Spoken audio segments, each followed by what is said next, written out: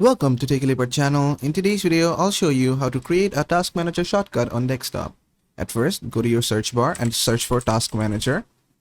Right-click on Task Manager and click on Open File Location.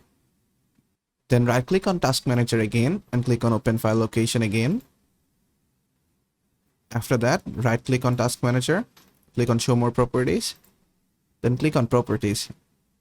And from here, just copy the full location, just select all of it, and then right click on it, then click on copy, then just close everything, then just right click on your desktop, go to new, go to shortcut, click on it, and then just paste what you have copied earlier here, then just type a backslash, then type Task Manager. Make sure you have typed the exact same thing, then click on next, then click on finish. And that is how to create a Task Manager shortcut on desktop.